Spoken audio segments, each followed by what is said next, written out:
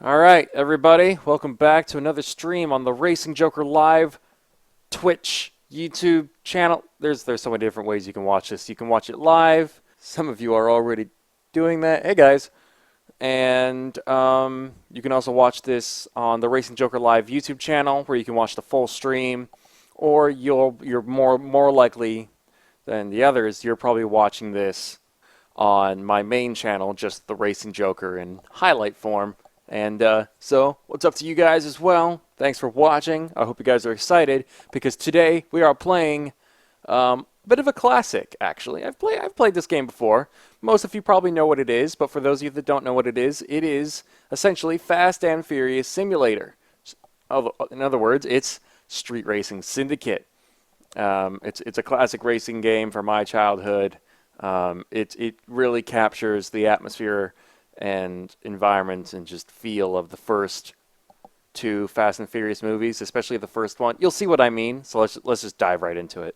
And just fair warning to anyone that respects women, just in general, this game might not be for you, or you're just going to have to excuse a few things, as you'll see shortly. I hate that. Ah! God, that's loud. There you go. There's some very tasteful art. Okay, let's open the save game. So I've done a playthrough of this already. I can show you here. We can go to the campaign mode for a little bit. Here we've got my R34 GTR M-Spec NER. More or less how I'd build it in real life. I don't really know if I'd build it exactly like this, like in terms of the vinyls. Rather, I'd probably have vinyls more like the kind I have on the Payback GTR, maybe, I guess, if I'd even put vinyls on it. I love those wheels, though. Veilside Andrew F. Same wheels on Dom's RX-7. And same body kit as Brian's Too Fast, Too Furious Skyline. So yeah, now we have a better look. So yeah, you've got those awesome wheels. It looks pretty good in the vinyls. The body kit is just... It's the only game that has it, as far as I'm aware, as well. I mean, I'm sure there are other ones out there, but it's the only one I've ever played. Like Underground 2, which, you know, this game feels a lot like a cheaper copy of Underground 2. Despite that, this game has actual real-life, like, visual mods. Underground 2 is all fictional, whereas this has a lot of real-life stuff. Speaking of which, I'm fairly certain... I currently have the T51R SBL installed on this, but as I said in the video about the Too Fast, Too Furious Skyline sound, I want to put a T78 on. Well, what do you know? There's a T78 in this game, so we're going to put the T78 on this car just to be a little bit more accurate to how I want to build this car in real life. But yeah, this car is awesome. As I said before, I've done a playthrough of this. It took a long time to get this M-Spec NER. It's like the last car you unlock through the campaign, more or less. But this is how I want to build it. But you'll notice here on the back, on the front bumper, there's no badge. That's because the badge is for any R34 GTR with a badge and on the right side of the bumper. You know, if you take the bumper off and replace it with the C West one, the badge is obviously taken off with it. And so that's why I got this thing here. This has the M-Spec NER badge inside it, and I have that saved as like a kind of an IOU time capsule thing to myself, so that when I finally build an R34, ideally an M-Spec NER, I can put the badge on the C West bumper, and it will be fine, and people will know that it's special. I mean, obviously, R34 GTRs are special, but amongst R34 GTRs, people will know it is still special. So, yeah. But before we get started with today's challenge, I want to actually give you guys a hint as to what the next episode of Car Topics Explained is going to be about. And to do that, we have to go to the car showroom. Man, those are nice wheels. Those BBS wheels look good. This should spell it out to you guys pretty clearly that I want to do a video on Dom's RX-7 that's what this Friday's video is going to be about. Dom's RX-7. I know everyone wants me to do also Hans and DK's 350Z and the RB26 Mustang.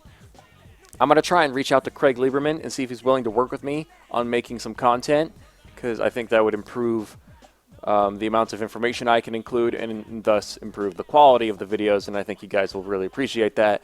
And then I can also link you guys to his sites and his book and all sorts of stuff. And I think it could be a fruitful partnership. So here's hoping.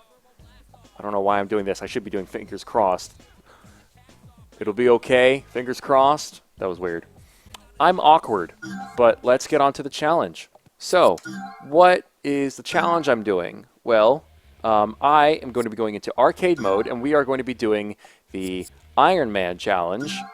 And essentially, the way Iron Man works, if you've never played a video game before, Iron Man basically means if you ever lose or die, that's it. It's over. You've failed. You have to start from the beginning. All of your progress is lost. So that's how this works. I have to win a bunch of races. I can't lose a single one. If I lose a single race, it's over. So I'm going to be taking my M-Spec, my dream car. I mean, look at this. Imagine seeing this at a show. This would get so much attention, and it would deserve it. We've got 975 horsepower, 216 mile an hour top speed. Probably won't hit that very often. 1.8 seconds 0 to 60.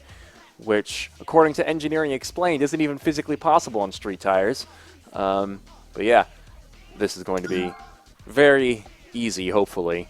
But I'm also playing with a controller. I finally managed to get that to work with this game. I can't remember how. It was a while ago. But we're back in this game, and we're going to be doing this challenge. So we're going to actually start with the hardest one and do Los Angeles. Los Angeles. Round 1. Here we go. And so I get to shift. I didn't get to shift when I was driving with the keyboard. I just turned down the sound a hair just to see if it would improve the quality. I'm going to do a check and see if it's better. Whoop. Oh, and I can downshift. Oh, because the automatic transmission in this game just... It takes a while to figure out what gear it needs to be in, and just it feels so much better. I mean, I've barely even learned how to drive manual in this game. I don't play this game that often, and whenever I do play it, it's usually in automatic, at least in the past. But now I can do it in manual, and I can do so much better. As you guys can see, at least if you've seen my original playthrough, you'd know that this is an improvement, like a huge improvement. Sorry, I was messing with the sound volumes and stuff just to make sure I'm getting everything perfect. I'm picky, guys. Sometimes it bites me in the ass because of how picky I am. I just kind of drove into the wall there, but everything seems to be fine. I've only dented up the rear bumper a little bit. We are fine, though, because damage doesn't seem to affect performance. It's just cosmetic.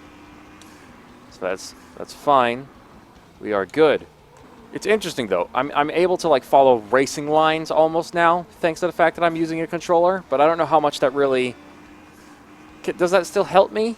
Despite the fact that the physics in this game are just so arcade-like, to the point where, you know, handling is just... I mean, a lot of games like that are like that, like Underground 2 and Most Wanted, where there's like shortcuts and the physics, like especially Most Wanted, like cars like turn and handle so well in that game. And it's just like, well, I mean, how good of a driver do you even need to be, you know? Like, if you've got physics making everything easy for you, it's like, yeah, what the heck? The cars also stop on a dime in this game as well. I mean, did you guys see that? I love how there's like ABS and stuff, though, in the bottom right. It's like, what? Like, look at this. Oh, shit. I got distracted. I was trying to make it light up. You'll see it maybe in the next race. But that's round 1 done. Apparently I got a record. Just... I don't need to see the replay. I already know I'm awesome. Round 2. I don't think I've used any nitrous, and I don't plan on using any. I'm going to do this without needing even a little drop of nitrous, because I've got probably twice as much horsepower as these guys. The AI are never really given super powerful cars. Even in the campaign mode, if you have 900 horsepower, you have 300, 400 horsepower more than everybody else. I mean, that's how it usually works in real life even today still, unless if you're going up against half-mile cars and YouTubers. But it's all cool. It's cool to see people push cars to the limit and see what they can do. It's crazy seeing 2,000 horsepower GTRs and Huracans and stuff. It's amazing what people can do with cars today, and it's just going to get crazier. Like I really wonder what underground racing is going to do with the hybrid Lambos when they come out. Like, how are they going to take advantage of the technology? Like, are they even going to be able to take advantage of that tech? I don't know. I don't know. Microphone checker 1 2. Microphone checker 1 2. Tell you what I'm gonna do. I almost died there. Almost spun out. Even so, I mean, all-wheel drive is pretty powerful in this game. I mean, it's worse than Forza Horizon 4. I mean, rear-wheel drive in this game is just, it's not competitive at all.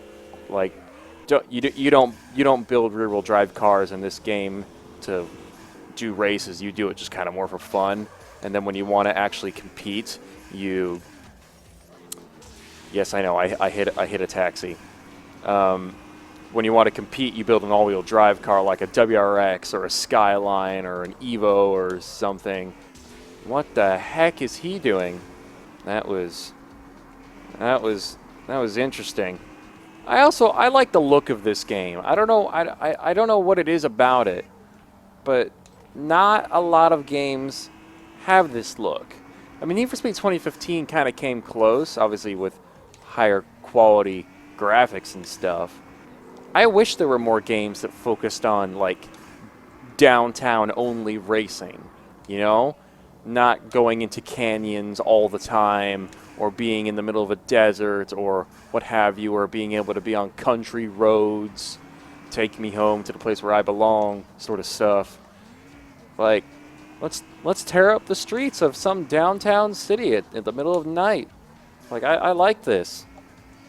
I mean, I can't be the only one, right? I've already managed to ding this car up. That's just disgraceful. Poor Skyline. What's kind of funny is this car makes apparently 975 horsepower. Even if that's like brake horsepower, you know, like horsepower at the crank, even then, that's at least take 15% away from that, and you're still not less than 800 horsepower to the wheels. Can a T78 make 800 wheel horsepower? I thought they kind of maxed out at 700. At least on an RB26. I mean, I shouldn't be looking for realism from this game, but I'm just saying. It's just what I'm thinking about as I do this. The T51R, the SBL especially, you know, I'm not surprised by that at all. People have made 1,000 horsepower with the T51R before. But most of the time with the T51R and the T78 and the T04Z, which I'm not sure is actually in the game, people are usually making 600 to 700 to the wheels, and that's kind of it. And that's more than enough for a street car. Might not be enough for half-mile races and a lot of drag races with 1,000 horsepower anythings, but it's a fast car. 700 to the wheels? Are you kidding me? What is 975 minus 15%? 975 minus 15%. 828.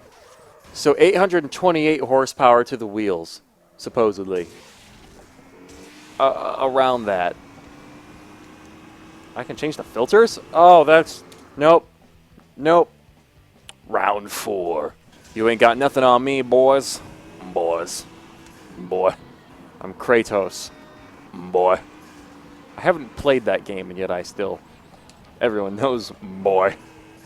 Shortcut.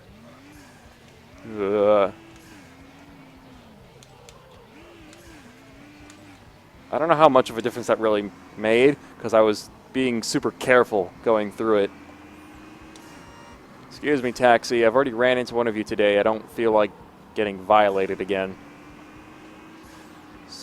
Yeah. No, what did I just say? God damn. They're like actively trying to get me. Okay, you're not a taxi. Whoa. I think I just money shifted there. It's a little hard to tell if you're money shifting, but it's I think you can notice it pretty quickly. It's not 100% obvious, but it's obvious enough. It doesn't like go when you hit red line or something. It just kind of goes ring, ring. It's a shame. This game has all these synthetic sounds. Overall, really nice aesthetic in general in terms of like visuals, but it has the synthetic sounds. But at the time, you know, you're competing with the sounds of like Underground 2. How the heck do you compete with that at that time?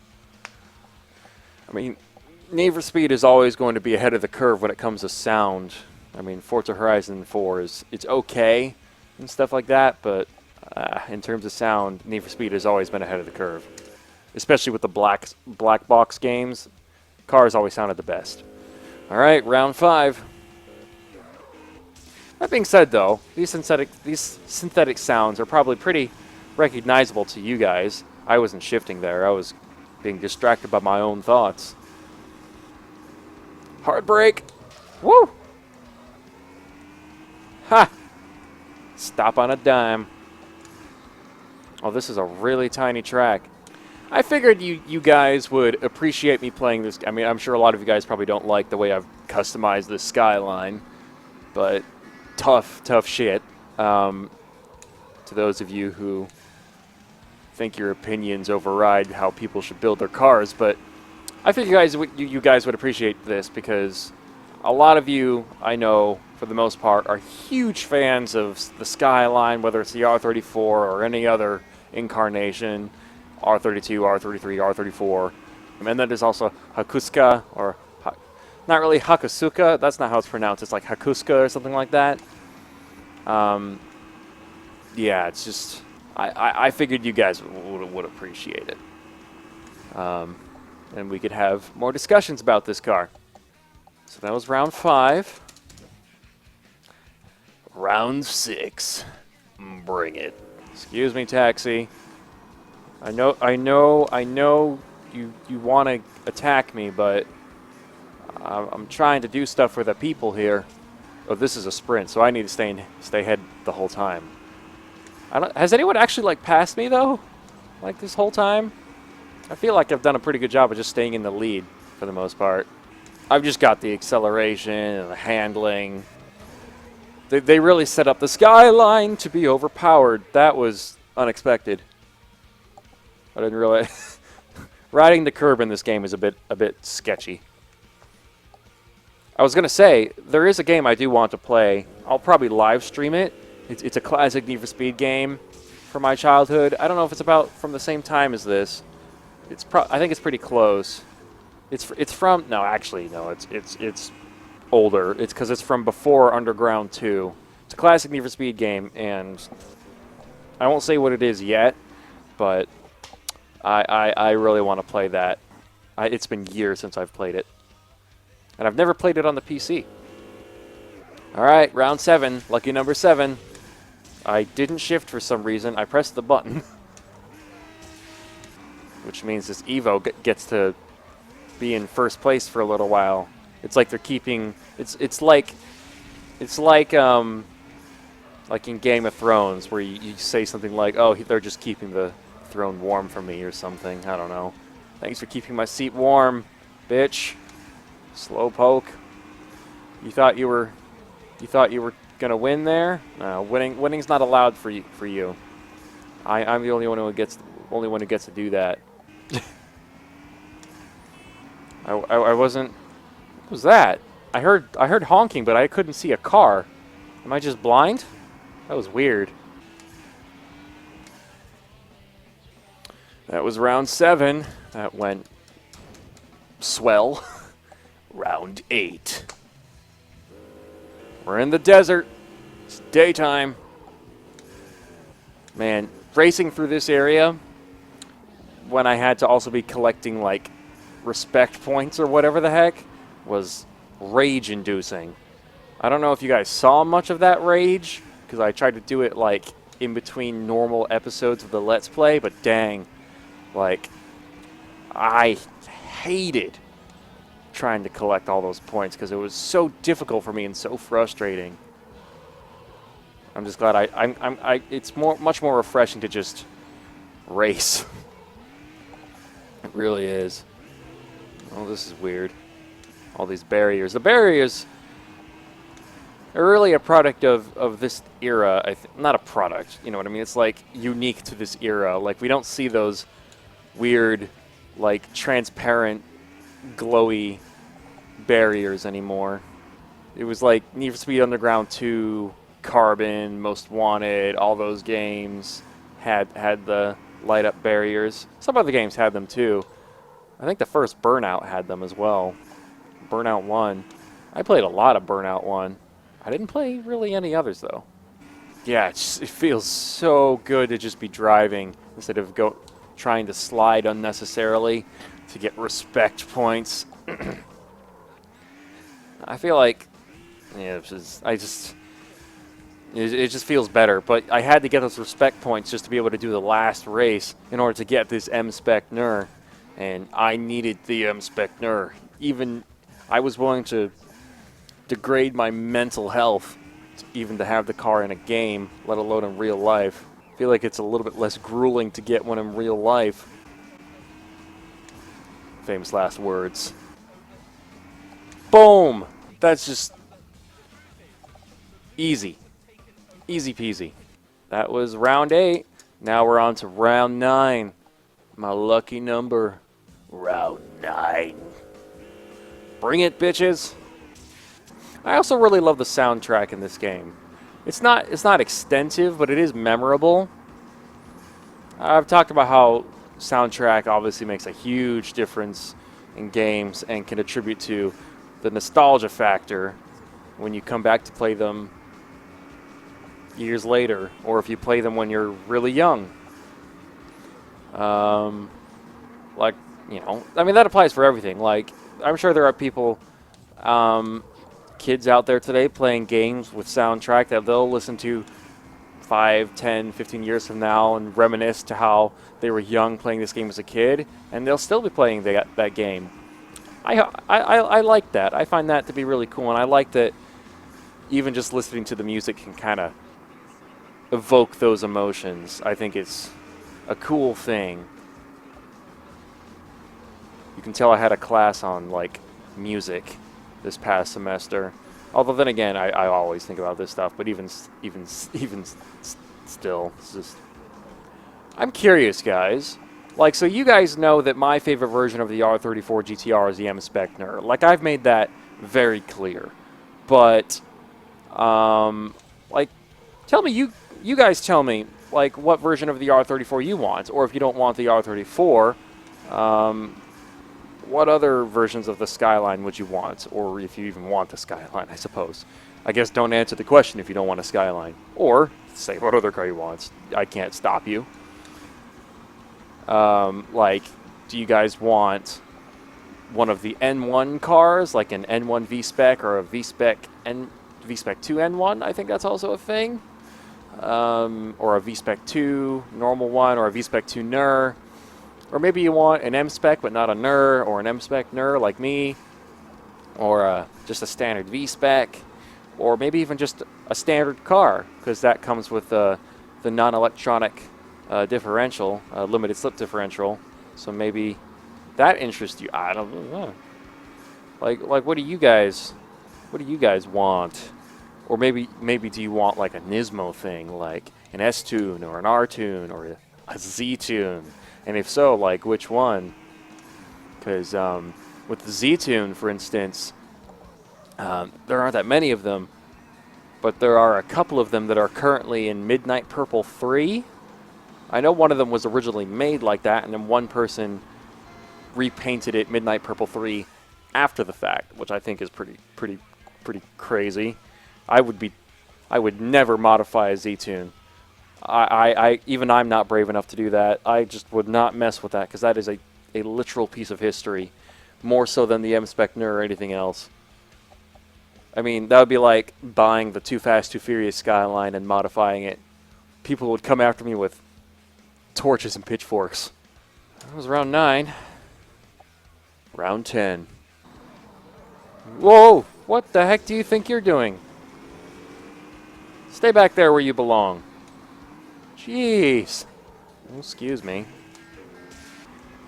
So this track isn't too big. Oh my gosh, there was a jump there. I didn't see that. I was just floating through the air there for a second. Nah, taxi. Jeez. Taxis. There's something,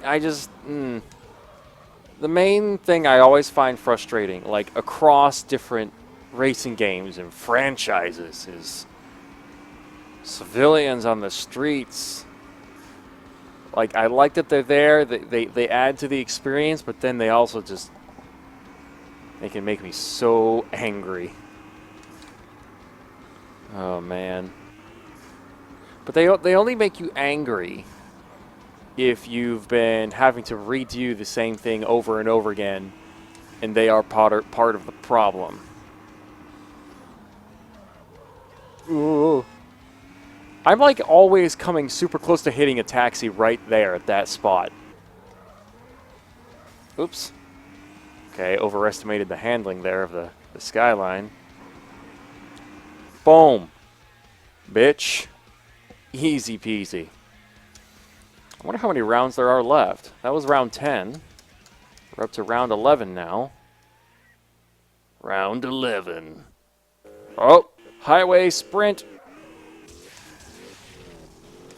He's spamming nitrous and he doesn't have a chance.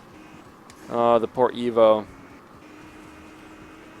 This is cool. What tunnel is this based off of? Because it looks a little familiar to me. Is this based on this? Because this is based off of Mulholland, very loosely. I don't know. I mean, this